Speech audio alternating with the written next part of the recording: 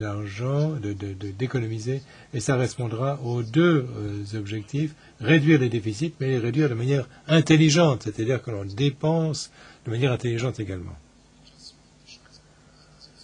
Un autre petit point, c'est important de viser les plus défavorisés, les plus désavantagés sur le marché de l'emploi. Le secrétaire général a parlé des jeunes. Tous les jeunes n'ont pas de gros problèmes, en tout cas les jeunes qui ont de faibles qualifications. Ils sont confrontés à des grandes difficultés dans la transition entre l'école de travail. Nombreux jeunes ont perdu leur emploi et ont du mal à trouver un autre emploi. Donc, on peut concentrer l'effort sur les jeunes faiblement qualifiés. C'est quelque chose que nous recommandons. Et il faut également viser ceux qui ont déjà connu de longues périodes de chômage, les chômeurs de longue durée. Pourquoi? Parce que ce sont ceux qui risquent de quitter le marché de l'emploi carrément. Et il serait très difficile à ce moment-là de leur faire retrouver le chemin de l'emploi. Donc, les programmes les plus efficients, mais il faut aussi identifier ceux qui ont le plus besoin de soutien. Vous dites que ce n'est pas pratique. Ce n'est pas une question d'être pratique ou pas. C'est indispensable. Il n'y a pas d'autre solution. On ne peut pas faire autrement. Les responsables des budgets ou des finances vont désormais avoir énormément de difficultés, comme on l'a constaté d'ailleurs. On a vu de nombreux exemples. C'est comme ça.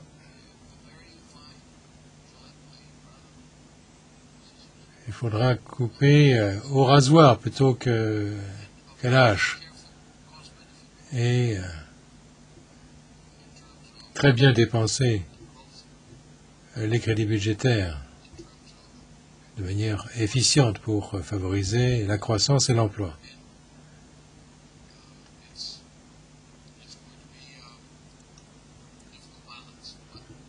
L'équilibre sera difficile à trouver, mais on ne peut pas faire autrement. Parce que sinon, on risque de laisser passer la chance ou de faire des réductions qui ne seront pas opportunes. Ça vous prendra plus de temps pour retrouver la croissance ou, dans certains cas,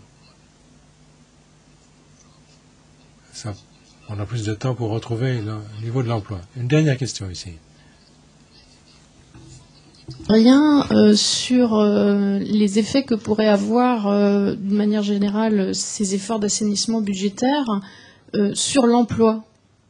Comment vous vous positionnez? Parce que vous nous dites que vous êtes favorable à cet assainissement, donc ça suppose de faire le tri dans ce qu'on dépense et on va faire ça de manière fine.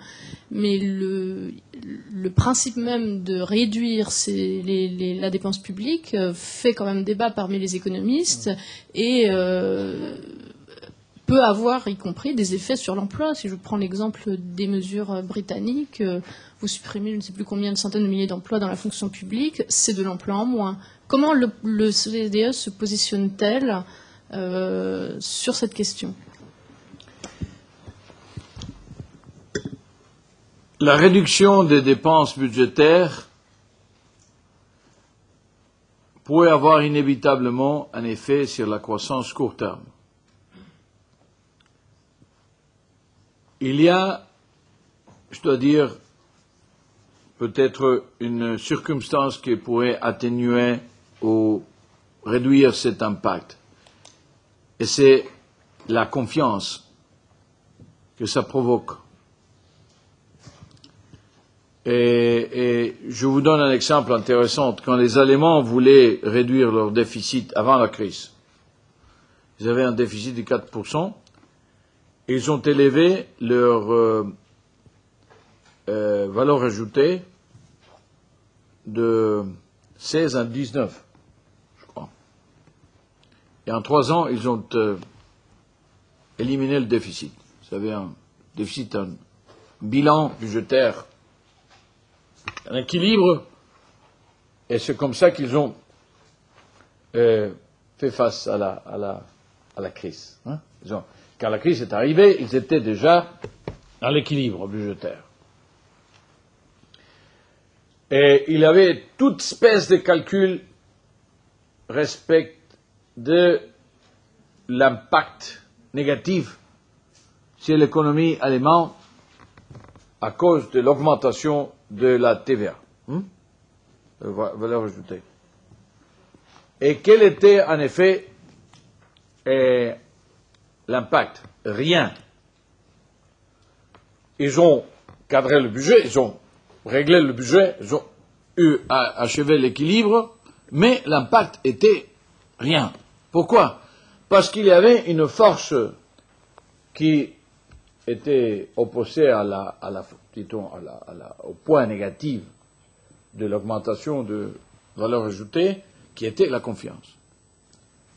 La consommation, l'investissement, etc., a réagi bien, a réagi positivement, parce qu'ils ont vu que les éléments étaient sérieux dans leur intention d'aller vers l'équilibre budgétaire.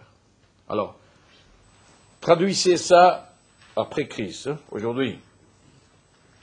Et vous dites dans l'emploi, moins de croissance, en principe, on dirait moins d'emploi.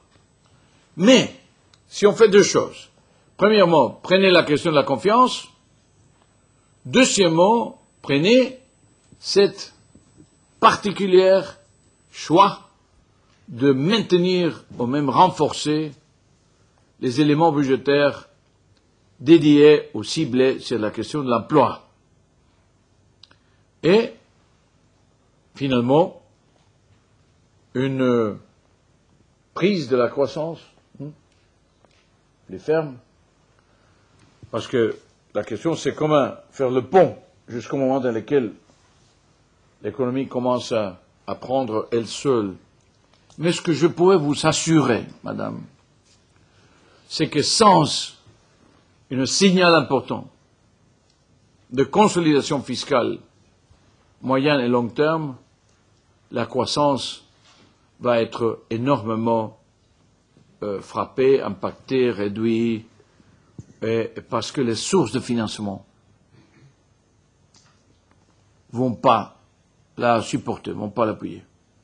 Alors, ce n'est pas vraiment une question de choix. Je veux dire, aujourd'hui, si on veut, d'ici à 3 ans, à 5 ans, à 10 ans, avoir une situation qui ne soit pas le business as usual, la médiocrité de la projection linéaire d'aujourd'hui, il faut absolument faire face à cette question de déficit budgétaire et de la dette accumulée. Thank you very much, Mr. Secretary General. Thank you. Merci, Monsieur le Secrétaire général. Pour ce qui est du débat de la BBC, il y aura moins de marge que pour la conférence de presse. Ça commence à 15 heures précises, donc je vous demanderai d'être présent à 14h05.